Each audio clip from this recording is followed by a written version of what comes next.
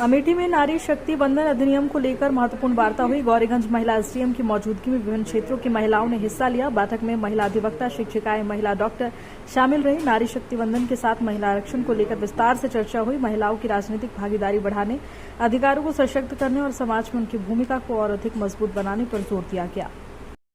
तहसील सभागार में अभी नारी शक्ति बंधन अधिनियम के तहत एक वार्ता रखी गई, जिसमें तमाम महिलाओं ने हिस्सा लिया। किस तरीके से कार्यक्रम था, इसका उद्देश्य क्या है? देखिए, बहुत ही हमारी महत्वाकांक्षी योजना है या नारी सशक्तिकरण एक ऐसी संकल्पना है जो हमेशा वर्षों से ही प्रभावी रही है। और इसी के क्रम में भारत सरकार और ने अधिनियम को पूरे बहस के उपरांत पारित किया है, जिसमें लोकसभा एवं राज्य विधानसभाओं में 33% आरक्षण का एक बिल पास किया है। महत्वपूर्ण चीज ये है कि ये पूरी बहस उपरांत हुआ है, यानी कि इसमें प्रोज एंड कॉन्स, उसके जो फायदे नुकसान सबका समेकित रूप से आकलन किया गया और फिर उसको एक ड्राफ्ट के रूप में जनता के समक्ष रखा गया।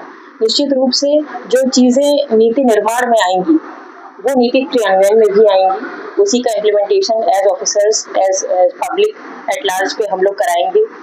तो एक बहुत ही अच्छी चीज हुई है और उत्साहित महिलाएं जो प्रबुद्ध वर्ग से आती हैं, उन्होंने यहाँ पे आके अपना खुद से वॉलंटरी कंट्रीब्यूशन करके अपने मंतव्य रखे हैं कि क्या उसके पहले की चीजें थी और ये अधिनियम कैसे आगे आने वाले भारत को नई दिशा दशा देगा।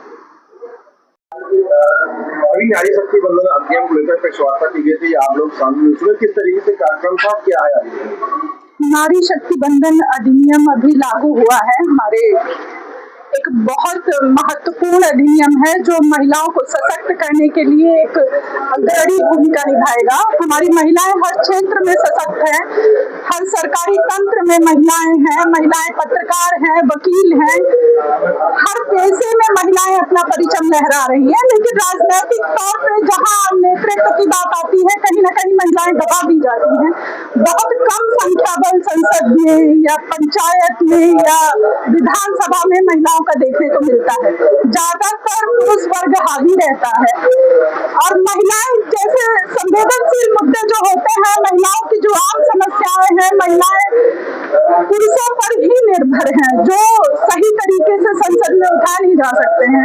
तो महिलाएं जो ये अधिनियम आया है, इसके तहत महिलाओं को 33% आरक्षण मिल रहा है, जिसमें सभी वर्ग की महिलाएं सम्मिलित हैं। इसका हर 15 वर्षीय रोटेशन है, जिससे SC, ST से लेके OBC से लेके सामान्य वर्ग की सभी महिलाओं को लाभ मिलेगा। कोई जातिगत आरक्षण नहीं है। इसके लिए सरकार को मैं तहे दिल से आभार व्यक्त करती हूँ। महिलाएं जैसे अपने समाज में अग्रणी भूमिका निभा रही है, लोकतंत्र में भी उनका परचम लहराएगा और एक बेहतर परिवर्तन देखने को मिलेगा। नारी शक्ति बंधन एक्ट लागू किया जा रहा है, इसमें क्या आपकी राय है? नारी शक्ति बंधन एक्ट जो लागू हो रहा है, इससे हमारे देश की महिलाओं को काफ़ी अच्छा प्रतीत होगा, काफ़ी वो आगे बढ़ेंगी, समाज को पहचानेंगी और अपने परिवार को भी संभालने के साथ साथ वो देश की भी रक्षा करेंगी। आज हमारी महिलाएं जो विभिन्न क्षेत्रों में हैं, जैसे खेल के क्षेत्र में, प्रतियोगिता के क्षेत्र में, विज्ञान के क्षेत्र में और यहाँ तक वायुसेना, जल सेना, थल सेना जो भी हैं सभी क्षेत्रों में हैं। यहाँ तक संसद में भी अब वो 33% आरक्षण में बैठेंगी और अपने विचार प्रस्तुत करेंगी। जैसे पुरुष जो अपने देश को संभालता था और संसद में बैठकर वो अपने विचार और नीतियों को बनाता था, अगर वहीं पर आधी आबादी महिलाओं की भी हो जाए तो वो अपने देश की नेतृत्व बहुत अच्छा करेंगी।